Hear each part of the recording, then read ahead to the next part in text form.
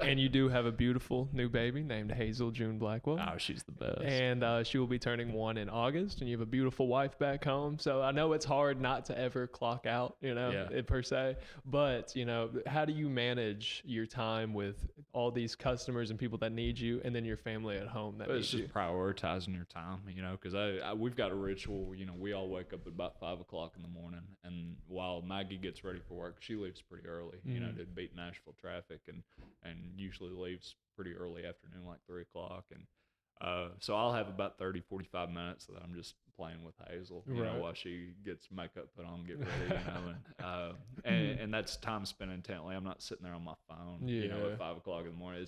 It's before I go to the gym. It's time that I've just set aside. Because if I'm doing my job well, I'm showing in the evenings and weekends when people are free to look at stuff. Right. You know what I mean? So the odds of me making it back in time for her bedtime, it's not good if I'm busy and I want to be busy. You know what I mean? So it's not a matter of, I think it's just, and I'm new to this fatherhood thing. I don't really know. I don't know if it's the right mentality at all, and everybody's got different values. Well, for someone who's never been a father, but who has been called Poppy a lot of times in his life, I'm telling you, you're doing a pretty good job there. You're welcome. You're welcome. No, but so also, you seem to get in a workout routine about every single day. And I remember when you came back from college and you were drinking a lot of beer, you had done a lot of stuff, and you were a little heavier, a little on the heavier side and stuff. And then you started this keto diet.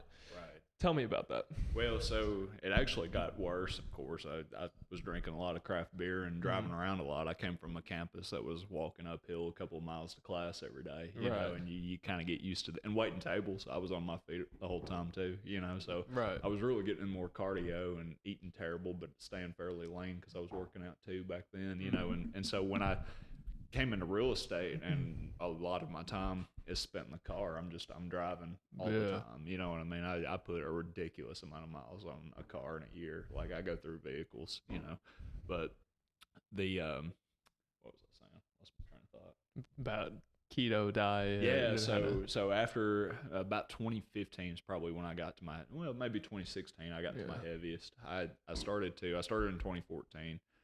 In real estate in August, and by 2016 I was pushing about 300 pounds, and so what I would do is a local dentist that I've grown up knowing, was doing these bicycle rides on these actual like racing bikes at like 4 o'clock in the morning, and so I would go to his house in Lebanon at my heaviest, and I had this racing bike, it was one of those rally bikes. It was real lightweight. I mean, it was like 10 pounds, and I've still got it. I hadn't broken it out since, but I thought that was my only hope of getting back in shape because running was too much on my knees. It just killed my joints. And then I'd come home and just didn't even think about my diet, like what I was eating, and I was just, I'd go work out and then come back and eat like a chicken sandwich and some mac and cheese or something. You know what I mean? I just had no concept. Hey, that's what I had for lunch yesterday. Don't hate on that. Oh, not hating on it. That's a cheap meal from hell right there. Amen, brother.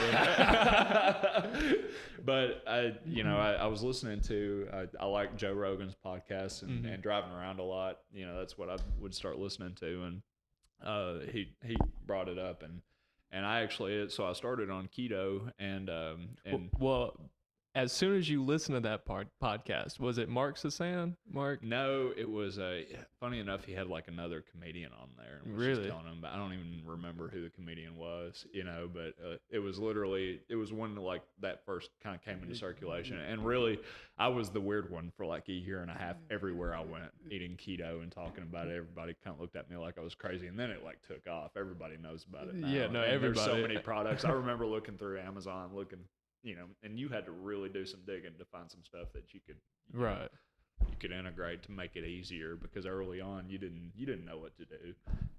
I wasn't eating salads and stuff all the time. I was like, okay, burgers, no buns. That's so on the road, that's what I was eating all the time. And that first 30 days I was losing about a pound a day because the human body can actually hold about 50 pounds of water weight. Fun fact. And then I dropped about 30 pounds that first month. And it blew me away. My face cleared up. My asthma was clearing up. I mean, it was groundbreaking. And so ever since then, you know, I'll have a cheat meal every other, but I got used to eating that way. And like, I'll eat a lot of like chicken Caesar salads, no croutons, and I'll add a bunch of shit to it, like avocados and bacon and, you know, lots of fat, you know, and you kind of come up with new recipes and stuff. Like, we'll meal prep in the middle, you know, in the beginning of the week and just eat off of, we call it like cracked chicken at home. It's like a chicken casserole dish. I love y'all's cracked chicken. Yeah, it's dope. But over time, it's just a way of eating. It's not really a diet, because it's not like I'm restricting how much I can eat. Like, I'm at that point, you know, in the beginning I had the MyFitnessPal app, and I was tracking every single thing that I ate, my macros. And with keto, you want to keep, you know, your carbs, your net carbs under about 20 grams a day. You know, your fat needs to be about 70%. And it's actually a moderate protein diet. Most people don't realize that. It's, you know, they say that a little bit too much protein can kick you out of it. And I haven't really seen that to be the case. Right. Like, if I eat chicken wings or something, I'm still, you know, I'll do the test. And Obviously, I think you're doing fine, but I think a little too much protein's not a bad problem to have at all, especially as much as we work out. You know what I mean? Never in my life. You got to kind of adjust the macros to make it work. But it's, you know, I've lost almost 100 pounds. Like, it's a lot of bowling balls, right? Yeah, I've put on a lot of muscle mass too. It's been good. It's actually been really good for that. And it's not optimal to get bulked out real quick, you know what I mean? But you will put on some muscle doing if you're working out. I mean, it's if the majority of what you're eating is fat and protein, your muscles and joints are just eating it right up. Right, you know? right.